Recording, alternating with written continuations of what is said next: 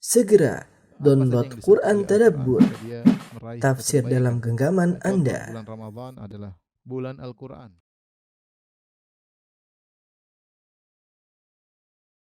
Bismillahirrahmanirrahim. Assalamualaikum warahmatullahi wabarakatuh.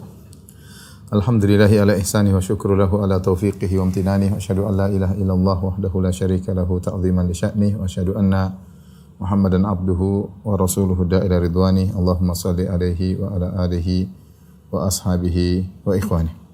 Para jamaah Masjid Duku Bima Bekasi yang dirahmati Allah Subhanahu wa taala, kita melanjutkan bahasan kita dari tafsir surat Al-A'raf.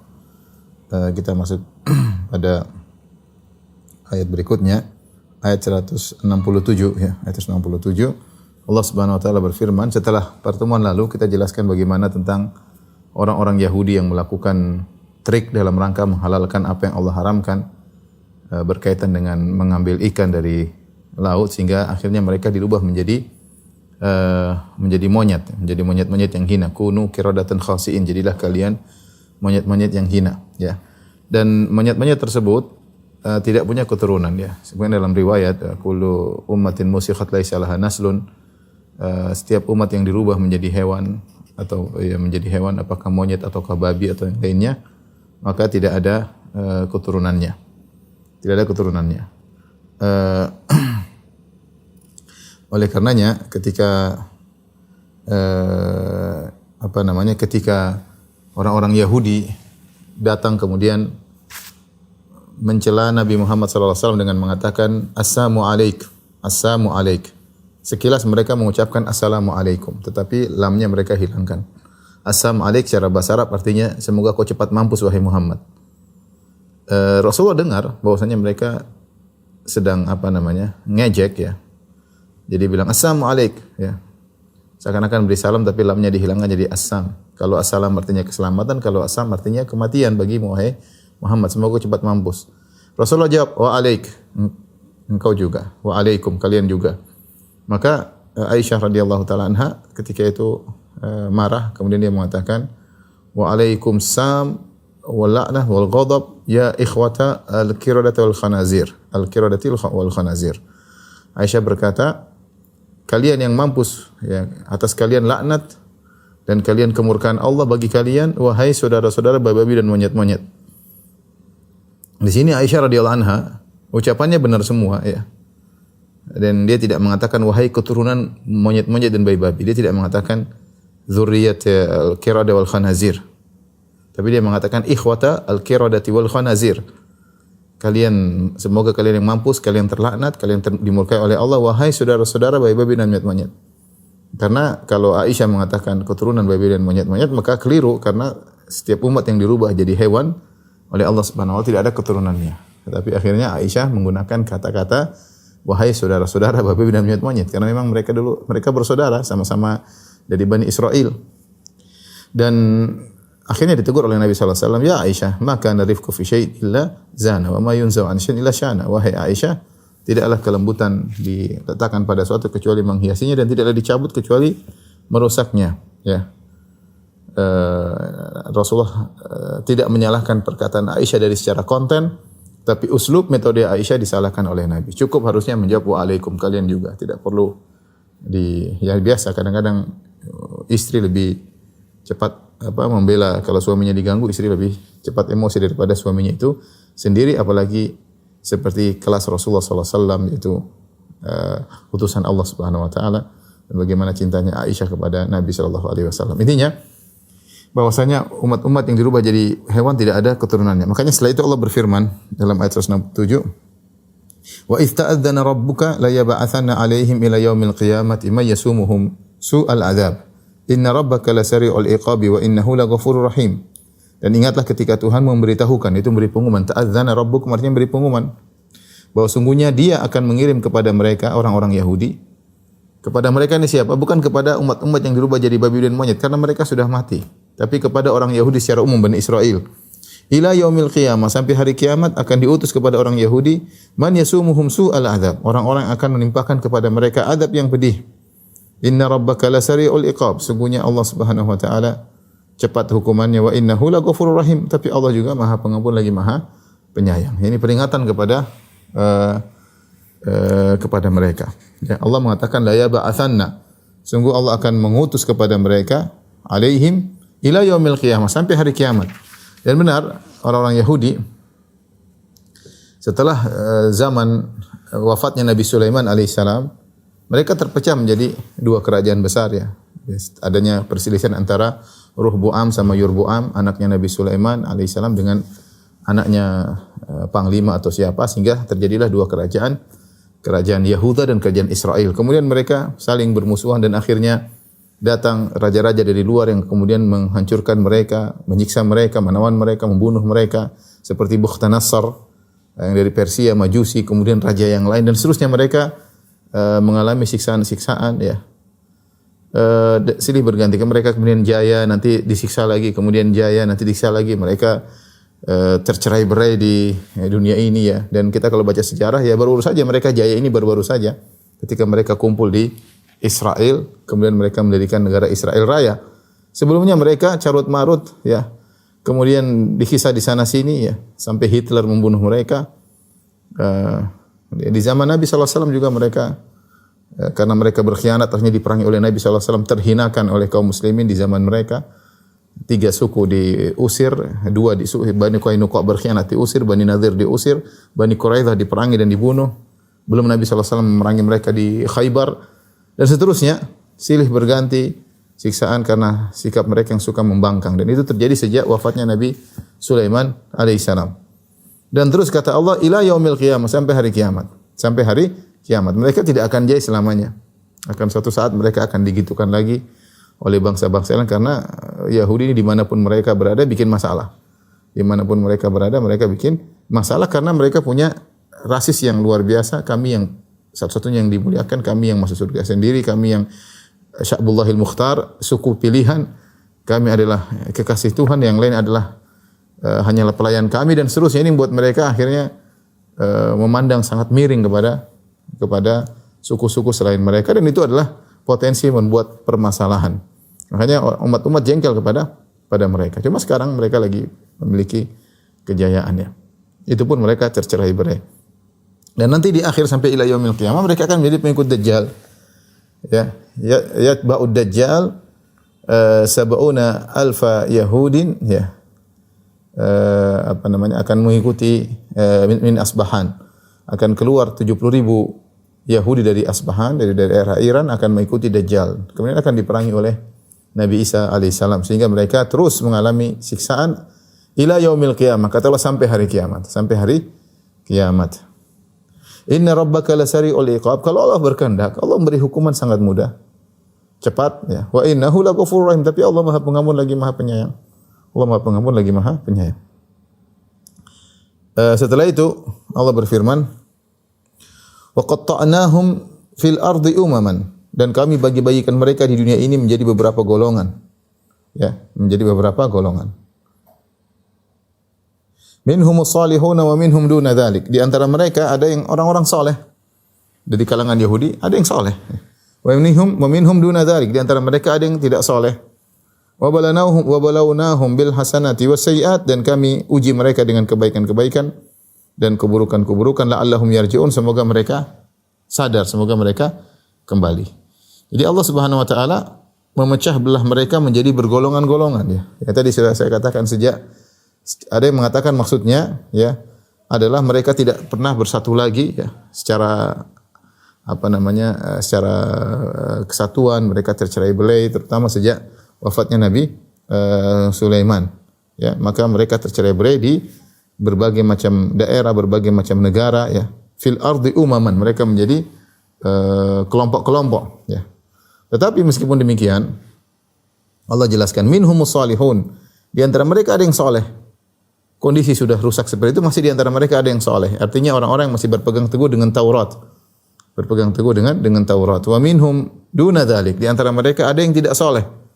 Ada yang tidak saleh, yaitu yang kafir atau yang fasik, yang kafir atau yang fasik. Yaitu di bawah orang saleh ada derajat fasik maupun derajat kafir. Kemudian kata Allah, wa balawnahum bil hasanati was sayyiat, dan kami uji mereka dengan kebaikan, yaitu dengan disebutkan dengan keselamatan, dengan kesehatan, dengan tanah yang subur dengan kemudahan, kekayaan, wasayyi'at, dan kami uji mereka juga dengan perkara-perkara yang buruk, kesulitan hidup, kejar-kejar atau kemudian kekeringan yang supaya apa? Adanya perubahan-perubahan kondisi la'allahum yarji'un. Agar mereka kembali, agar mereka bertobat atas apa yang mereka lakukan. Tapi Allah sebutkan bahwasanya di antara mereka ada yang soleh, yaitu setelah mereka tercerai-berai, itu setelah zaman Nabi Sulaiman alaihissalam, ya. Perang saudara, diperangi oleh musuh, kemudian Baitul Maqdis diserang, dihancurkan dan seterusnya. Tapi di antara mereka masih ada yang berpegang teguh dengan ajaran Nabi Musa alaihissalam, ya. Ini sebelum Nabi Isa alaihissalam. Setelah itu Allah berfirman, fa khalafa min ba'dihim, ayat 169, fa khalafa min ba'dihim khalfun warithul kitab. Maka setelah itu muncullah generasi setelah mereka warithul kitab, yang mereka mewarisi Alkitab. Mereka juga menerima Taurat dari nenek moyang mereka. Ya'khuduna arada hadzal adna, tapi mereka ini parah. Mereka ini ngerti tentang Taurat, tapi mereka mengambil riswah, mengambil sogokan untuk merubah hukum, ya. Kalau ada yang bertanya ingin agar jawabannya sesuai dengan kemauannya, mereka ngarang sendiri, mereka kasih, ya. Padahal mereka tahu isi Taurat. Allah sedang menyindir orang-orang sekelompok Yahudi yang mereka seperti ini. Lebih parah daripada sebelumnya. Kalau sebelumnya ada yang soleh dan ada yang fasik, ada yang kafir, tapi tidak mempermainkan ayat-ayat Allah. Kalau ini enggak. Ini mereka sudah tahu, tapi mereka ambil riswah, mereka mengambil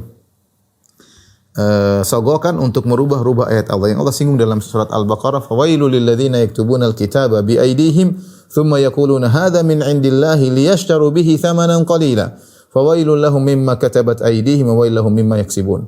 Sungguh celaka orang-orang yang menulis kitab Allah dengan tangan-tangan mereka.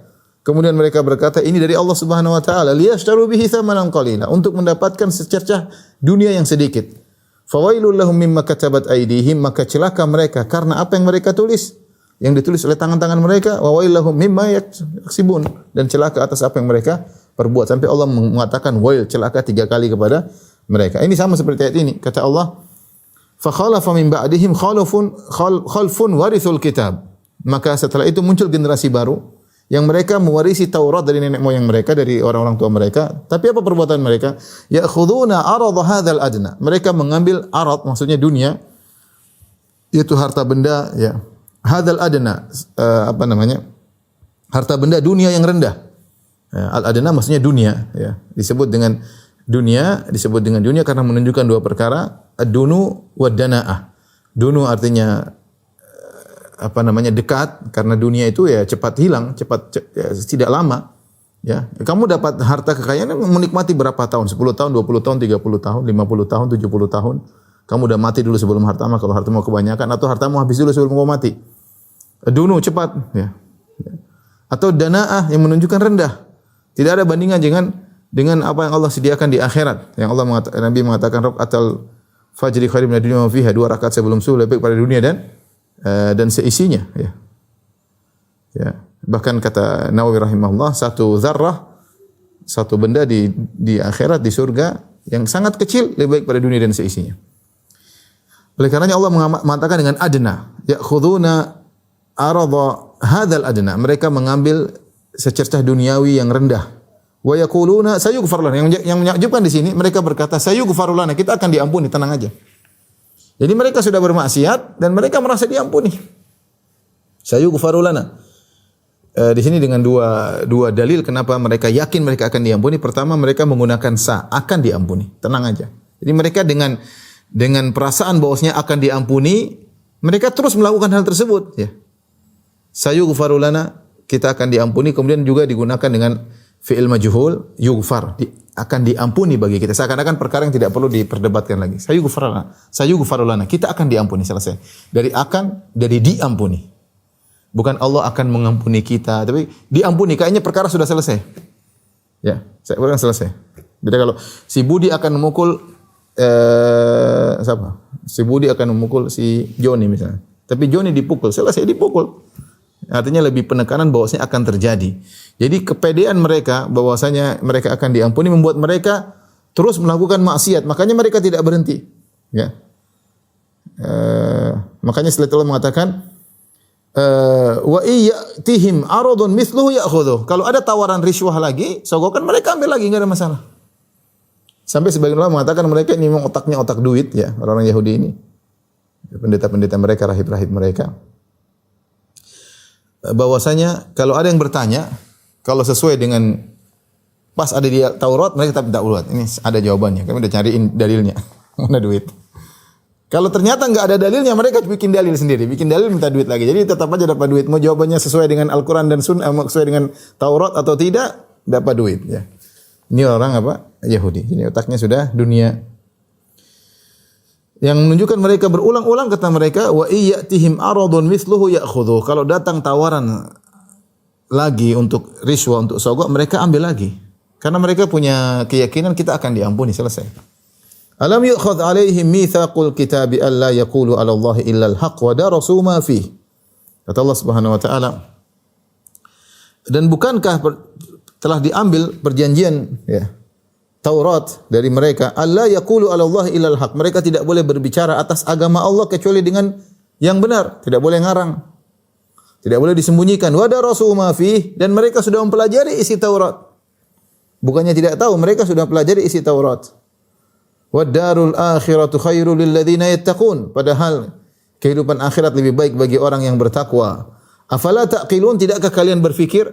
Perhatikan sini, Allah Allah sebelumnya membicarakan orang Yahudi tentang ulama-ulama Yahudi yang mereka perbuatan demikian, cari duit kerjanya, melintir ayat, menafsirkan dengan ngawur, padahal mereka ngerti. Demi untuk duniawi. Duniawi tersebut aradu hadzal adna, tidak mesti duit, apa saja duniawi, apakah kedudukan, apa ketenangan, apakah kehormatan, ya. Jadi tidak terkhususkan pada naqdain, pada emas dan perak, pada duit, enggak. Dunia itu macam-macam, ya, macam-macam, dan mereka mencari dunia, maka mereka menjawab pertanyaan dengan selera orang yang sesuai dengan selera yang bertanya. Padahal wadarasu ma fi, padahal mereka mempelajari apa isi Taurat, dan Allah mengatakan darul akhirah. Ya, dan ya, jadi maksud saya Allah berbicara tentang sekelompok Yahudi, Allah menggunakan mereka pakai kata ganti orang ketiga, jamak mereka, plural kata ganti orang ketiga mereka. Namun di akhir ayat Allah mengatakan wadarul akhiratu khairul lil ladzina yattaqun, dan hari akhirat atau kampung akhirat atau surga lebih baik bagi orang-orang yang bertakwa. Afala taqilun, tidakkah kalian berfikir? Allah mengganti dengan iltifat, dengan kata ganti orang kedua jamak. Apakah kalian? Tadinya mereka jadi kalian.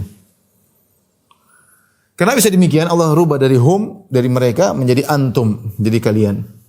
Karena kata di antaranya kata Al-Qurtubi bahwasanya masalah seorang harus menyampaikan kebenaran, tidak boleh disembunyikan, itu berlaku pada seluruh syariat, ya. Seluruh syariat.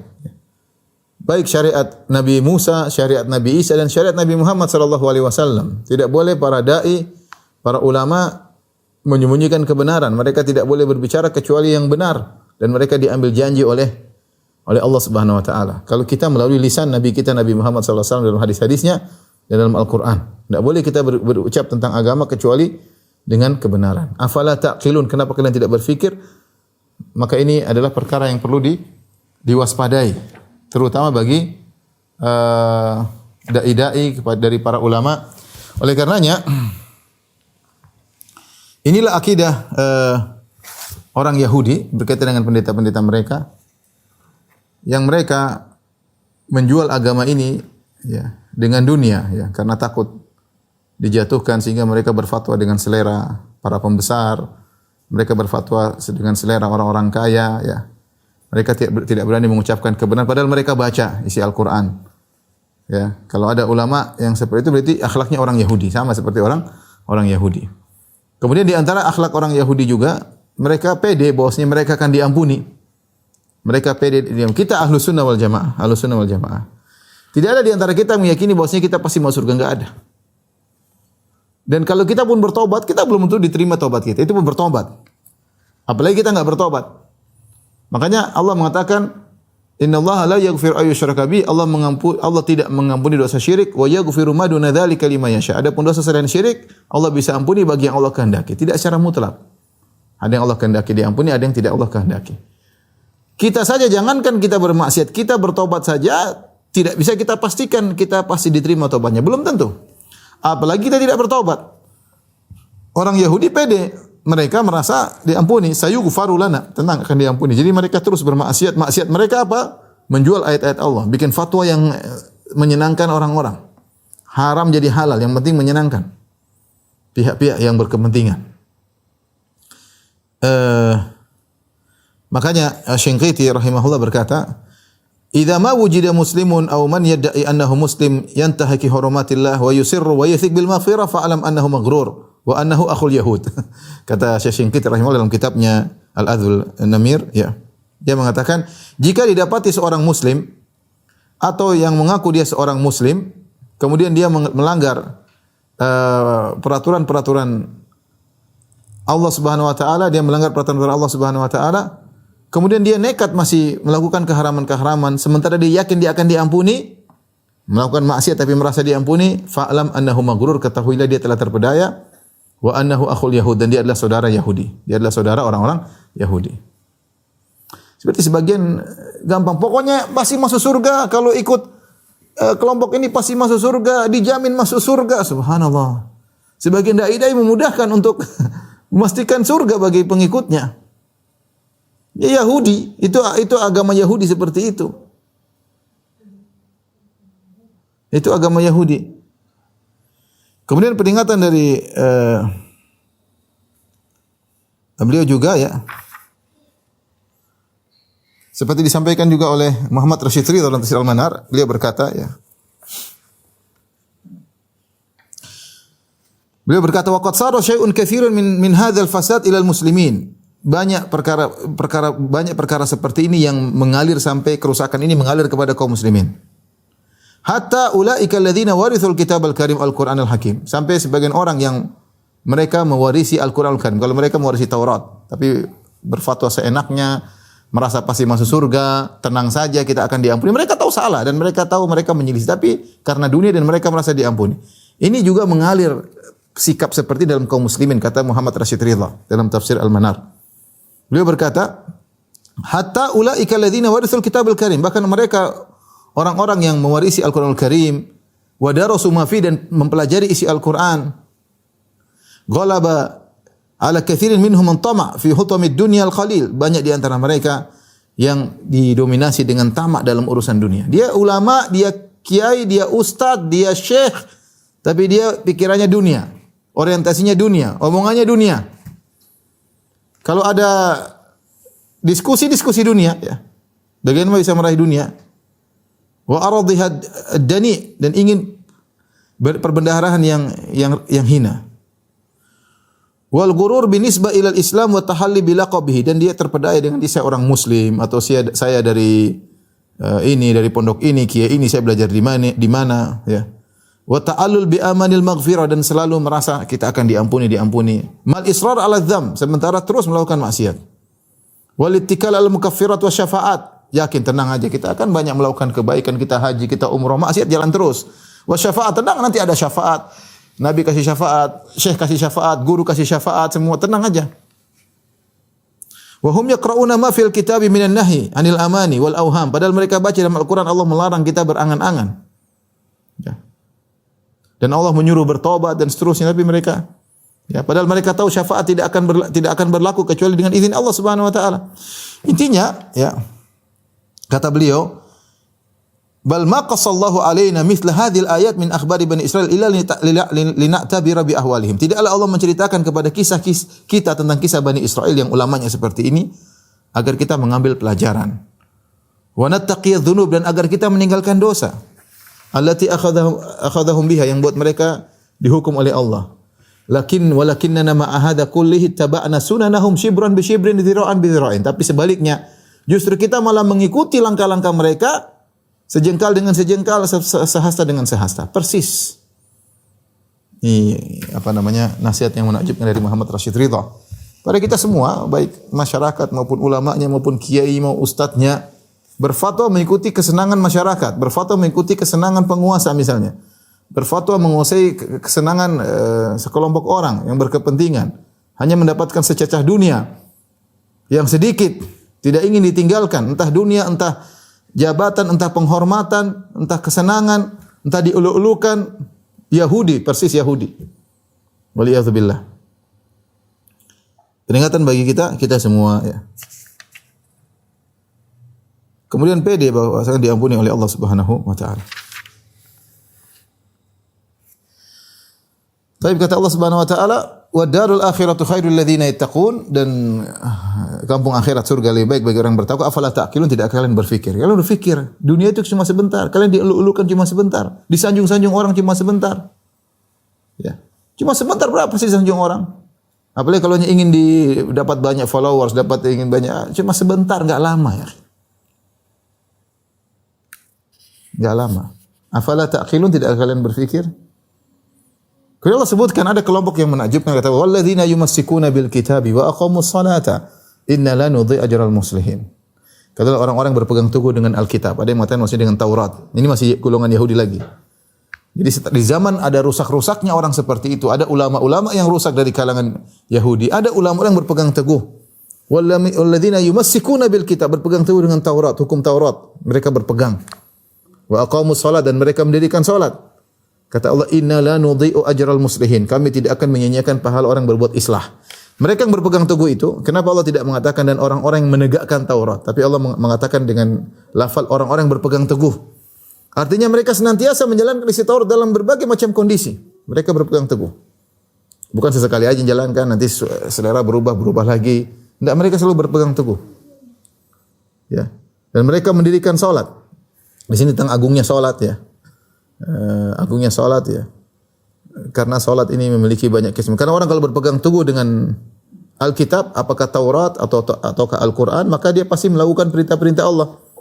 Perintah Allah banyak, di antaranya salat, tetapi dikhususkan salat karena salat spesial. Orang yang benar-benar salat akan memudahkan dia menegakkan amar ma'ruf nahi munkar, memudahkan dia untuk menjalankan kebaikan dan meninggalkan kemungkaran.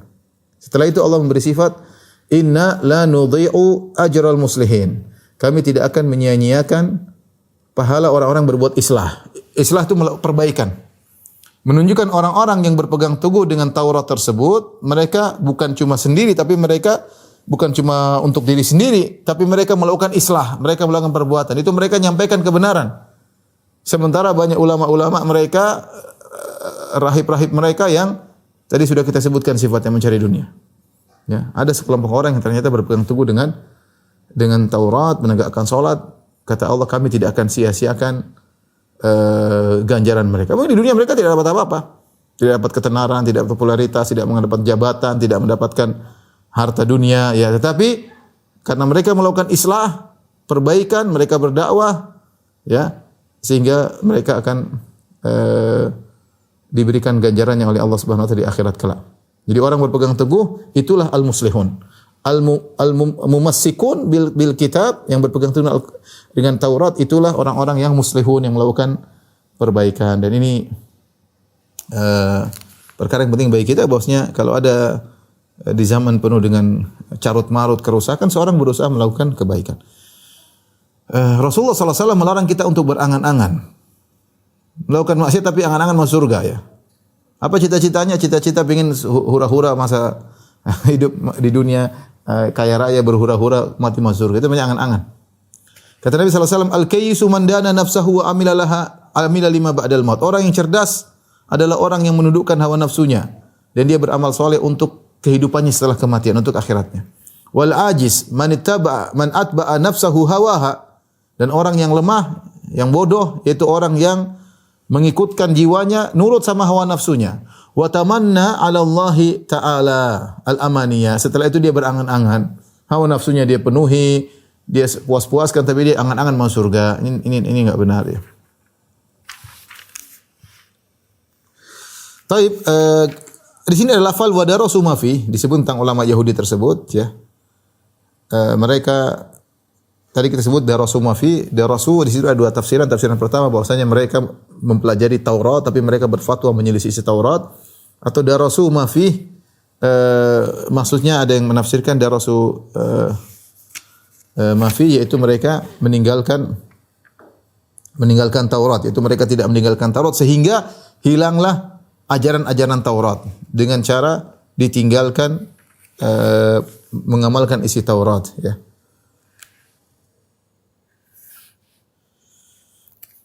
Seperti firman Allah Subhanahu wa taala, ya. Nabadha fariqum minal ladzina utul kitaba kitaballahi wara'a dhuhurihim ka'annahum la ya'lamun. Mereka membuang Taurat di belakang mereka seakan mereka tidak tahu. Jadi mereka tidak mau beramal sehingga akhirnya ajaran-ajaran Taurat terlupakan. Dalam ayat yang lain fanabadhuhu wara'a dhuhurihim. Jadi dari Rasul Bafi ada dua tafsiran. Tafsiran pertama, mereka sudah mempelajarinya, malah mereka berfatwa menyelisih isinya. Yang kedua, mereka sengaja meninggalkan sehingga akhirnya ajaran-ajaran Taurat terlupakan. Tapi kita lanjutkan ayat berikutnya. Allah masih menceritakan tentang bebalnya orang-orang Yahudi, ya. Pembangkangan mereka. Jadi mereka disuruh menjalankan Taurat, mereka tidak mau. Nabi Musa alaihissalam sudah datangkan Taurat, mereka tidak mau mengamalkan. Apa yang Allah lakukan? Allah angkat gunung di atas kepala mereka. Allah bilang, kalau kamu tidak mau mengamalkan, nih, gunung akan jatuh. Jadi saking jengkelnya, saking membangkangnya mereka tidak beramal sampai Allah angkat gunung di atas kepala mereka. Kata Allah Subhanahu wa taala, "Wa idz nataqanal jabala fawqahum ka'annahu dhullah." Dan ketika kami mengangkat bukit ke atas mereka, seakan-akan bukit itu adalah naungan awan. Wa dhannu annahu waqi'un bihim, dan sudah mereka duga ini bakalan jatuh menimpa mereka. Kata Allah, "Khudhu ma atainakum biquwwah." Kerjakanlah apa yang kami perintahkan kepada kalian, yang kami berikan Taurat dengan sungguh-sungguh. Wadhkuru ma fihi la'allakum tattaqun, dan ingatlah apa yang ada dalam Taurat agar kalian bertakwa. Dia pelajari apa isi-isi Taurat, ingat ada larangan, ada perintah, ada hukum-hukum, ada adab agar kalian senantiasa bertakwa. Kalau kalian tidak mengerjakan, ini gunung bakalan jatuh. Ini mereka ketakutan. Sampai seperti itu maksud saya, saking tukang. Jadi orang Yahudi luar biasa, tukang membangkangnya luar biasa. Ya gimana kita bisa bayangkan suatu kaum yang kalau nabinya tidak sesuai dengan keinginan mereka, mereka bunuh. Wa qatalahumul anbiya, mereka membunuh para nabi. Nabi diutus tidak sesuai dengan selera mereka, mereka bunuh. Mereka bunuh nabi. Orang Yahudi dulu ingin bunuh Nabi Isa tidak sesuai dengan selera mereka. Oh, ini anak zina. Mereka tuduh dan mereka ingin bunuh Nabi Isa bekerja sama dengan Romawi, ya.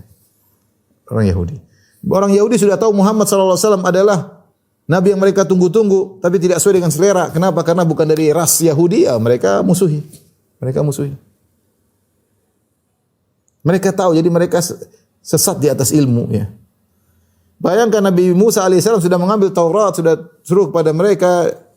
Allah berikan nikmat berupa Taurat, kitab suci Allah turun pada mereka. Mereka tidak mau mengamalkan. Sampai begitu membangkangnya, Allah angkat gunung. Disebut itulah Jabal Tur atau jabal yang di atas mereka. Nah, mau ngapain kamu? Macam-macam gunungnya jatuh. Sampai akhirnya disebutkan mereka pun sujud. Takut. Mereka sujud. Disebutkan mereka sujud dengan, jadi mereka saking ketakutan mereka sujud di atas pelipis kiri sambil ngelihat gunung. Gunung jangan-jangan jatuh. Makanya disebutkan inilah sebabnya, saya dapatkan sebagian ahli tafsir seperti Al-Alusi dalam tafsirnya dan juga ahli tafsir yang lain, mereka mengatakan fawaqa'a kullun minhum sajidan ala hajibihil aisar wa huwa yanzur bi ainihil yumna ila al-jabal farakan min suqutihi. Falidzalika la tara yahudiyan yasjudu illa ala hajibihil aisar. Kata Al-Alusi, kita enggak pernah bertetangga dengan orang Yahudi, tapi dia mungkin bertetangga. Dia mengatakan ketika Allah angkat gunung, akhirnya semua orang Yahudi, Bani Israel sujud, tapi sujudnya bukan seperti kita di dahi. Tapi mereka sujudnya di pelipis kiri.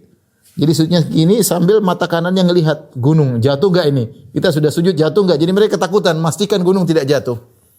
Falidzalika kata Al-Alusi, karenanya engkau melihat, kau tidak akan melihat seorang Yahudi sujud kecuali di atas pelipis kiri. Ya, dan mereka mengatakan hiya sajdah allati rufiat annabihal uquba. Inilah sujud kami yang akhirnya kami tidak jadi ditimpakan dengan gunung. Padahal nenek moyang mereka dulu ketakutan karena takut sudah sujud jangan-jangan tetap jatuh. Ini sambil ngelihat gunung ternyata tidak jatuh. Ini cara sujud mereka seperti, saya tidak tahu sampai sekarang apakah masih seperti ini cara sujud mereka atau tidak, wallahu a'lam bishawab. Jadi Allah mengatakan khudhu ma atainakum, ambillah apa yang aku suruh kepada kalian dengan sungguh-sungguh, ya. Dan wadhkuru ma fihi, dan ingatlah isi-isi agar kalian tidak melupakan isi-isinya, la'allakum tattaqun, agar kalian bertakwa kepada Allah Subhanahu wa taala, agar kalian bertakwa kepada Allah Subhanahu wa taala.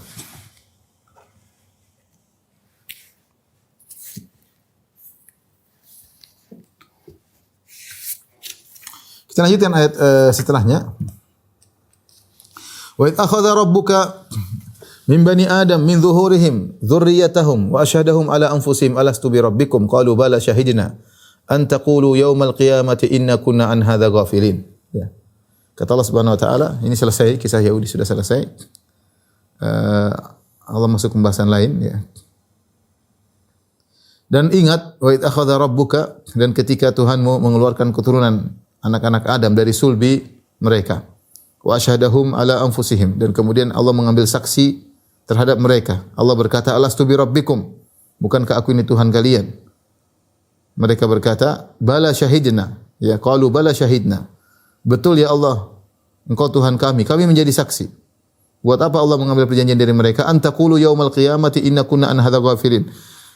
Agar jangan sampai pada hari kiamat mereka mengatakan, ya Allah, kami tidak pernah tahu hal ini. Tidak pernah kami tahu Engkau adalah Tuhan kami. Au taqulu inna ma asyraka aba'una min qablu wa kunna dzurriyyatan min ba'dihim. Atau kalian berkata nanti pada hari kiamat, yang syirik adalah nenek moyang kami hanya ngikutin setelah mereka. Kenapa? Afatuhlikuna bima fa'alal mubtilun? Ya. Apakah kami akan disiksa gara-gara perbuatan orang-orang sesat nenek moyang kami? Ayat ini menjadi pembahasan panjang di kalangan para ulama tentang Allah mengambil persaksian dari anak-anak Adam, tapi datang dalam hadis yang sahih. Ya, dari hadis Abu Hurairah, kemudian hadis Ibnu Abbas radhiyallahu taala anhuma, di antaranya dari hadis Abu Hurairah, hadis riwayat Tirmizi, ya.